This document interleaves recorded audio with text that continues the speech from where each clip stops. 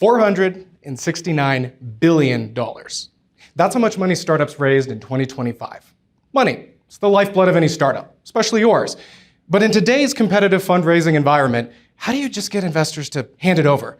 You gotta rob a bank to get your company off the ground? Not quite. My name is Wiseman, and for the last decade, I've helped clients on both sides of the deal table raise and invest more than $60 billion worldwide. And today, I serve as in-house counsel to one of the world's largest financial institutions as a trusted advisor to $6 trillion in assets under service invested worldwide. But tonight, I'm your inside man in global finance as I pull back the curtain on fundraising and show you what I've seen work firsthand in the largest deals from Silicon Valley to Wall Street, and revealing the secrets they don't want you to know. But we are here to talk about bank robbery, so how good is an inside man and applied to an endeavor like that? One of the largest bank robberies in history was actually the Dunbar Armored Car Depot in 1997 in Los Angeles. Its success was because a man by the name of Alan Pace, a Dunbar regional safety inspector, was the inside man and mastermind who pulled it all off. He robbed his own company. He was already familiar with the facility's layout, knew where the blind spots to the security cameras were, and even when the guards took their coffee breaks. But most importantly, he also knew that on Friday nights, the staff was lazy and would leave the vault open because of the high quantities of cash coming in and out of the depot. Pace had the blueprint. He knew the weak points and precisely how and when to strike. That's the inside man advantage. So tonight, let's take that advantage and apply it to your fundraising endeavors just the same. The first thing you're going to want to know, though, is a little truth about persuasion. And that's, you can't convince anyone of anything. They have to convince themselves. That's because real persuasion doesn't happen out here when you're talking. It happens in here, in the brains of your audience, when they compare what you've had to say to their own lived experiences, their values, their personal ambitions, and their risk tolerance.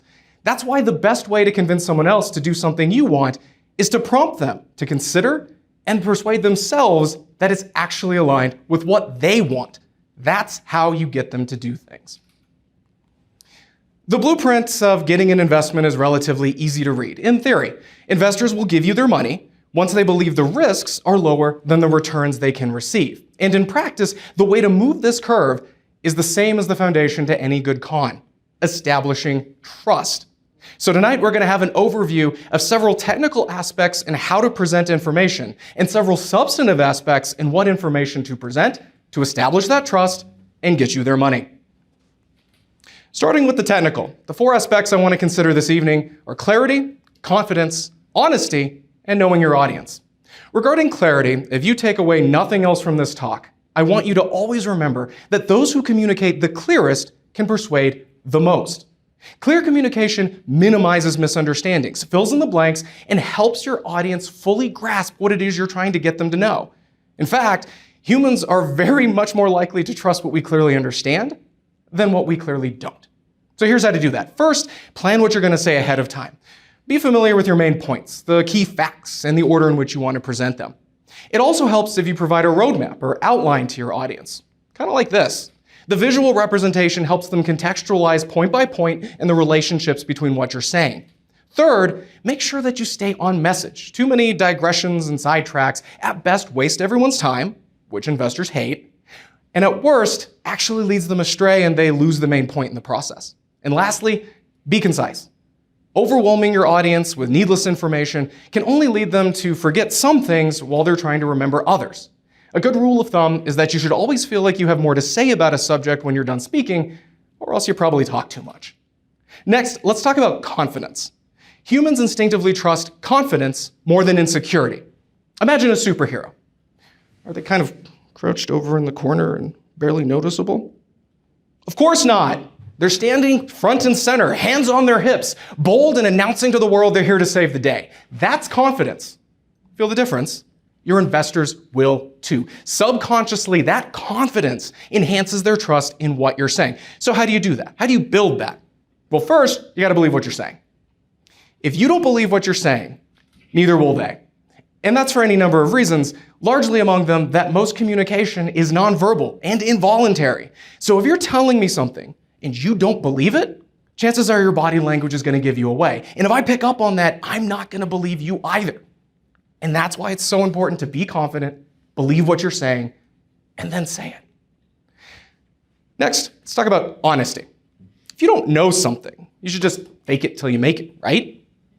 Wrong. Shakira's hips don't lie, and neither should you. This whole thing is about establishing trust, and investors aren't stupid. Fake it till you make it only works until you're in a room with someone who actually knows what you're talking about. Then you're going to be exposed. And once you lose the trust of a would-be investor, it's nearly impossible to ever get it back. Instead, show up prepared. But if you don't know something, just admit it. Say that you'll find out, go find out, and come back to them as soon as possible. This very act of admitting you don't know something but can find out itself can enhance the trust between you and your investors, with a spillover effect of demonstrating your humility, intellectual curiosity, and capability for finding the right answers. And you guessed it, all three of those things enhance trust too. But let's talk about knowing your audience. In The Art of War, Sun Tzu wrote that if you know yourself and know your enemy, you need not fear the result of 100 battles. And that same philosophy applies to fundraising just like it does warfare. Remember, true persuasion happens in the brain of your audience. And at best case happens when you align what you're saying with what they want. How are you supposed to do that? Know what they want and tailor your pitch to meet that. Align what you're saying with what you know they want. Learn about their values, their experiences, and what they're looking for. Sell me this pen is not related to your product or service. It's related to your investors' wants. Do that, and instead of a one-size-fits-all solution and getting told no all the time, watch as your efficiency goes way up, as no longer are you going to be pounding the pavement, needlessly getting rejected, but you're going to find yourselves in the right room with the right people saying the right things. Do your homework. But now let's transition over to the substance of what you need to be telling investors. Tonight, I want to cover your solution, your ability, and your metrics, starting with your solution. Investors don't spend money on products or services. The way they see it, they're investing in solutions that customers are willing to pay for. The most successful businesses are founded on a solution for a need or a problem that they've seen on the market. For example, when the market was tired of heavy fitting and sweat-soaked clothing, Plank invented Under Armour to provide a moisture-wicking solution with air-breathable fabric and a great fit that customers have since paid him billions of dollars for. So for you to establish a solution as a business, make sure to always specify the problem that you're solving. Identify who has it and that they have the money to pay for it, and then clearly address how your solution solves that problem. Straightforward enough to understand, so let's check that box and move on to your abilities. Ideas don't make money. Businesses do. Investors don't care if you have an idea.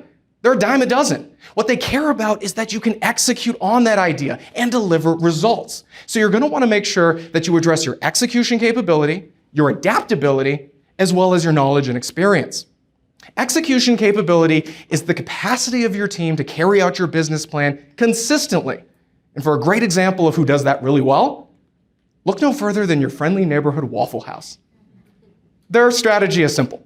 Set up shop in high-traffic areas, stay open 24/7, 365, and serve an affordable menu of quick-to-cook, quick-to-deliver, quick-to-consume food. But they're so good at it that the Federal Emergency Management Agency, FEMA, actually uses an unofficial Waffle House index to determine just how severe a natural disaster is based on the diner's ability to either stay open, resume operations, and fully give their menu. Because even the federal government knows, if these guys can't operate it, they don't stand a chance either. That's peak execution capability. But beyond executing a plan, your investors also want to know that you can change it if necessary, pivoting if circumstances warrant. In 2020, when the government shut everything down, a third of American small businesses died because they couldn't adapt to the changing market environment.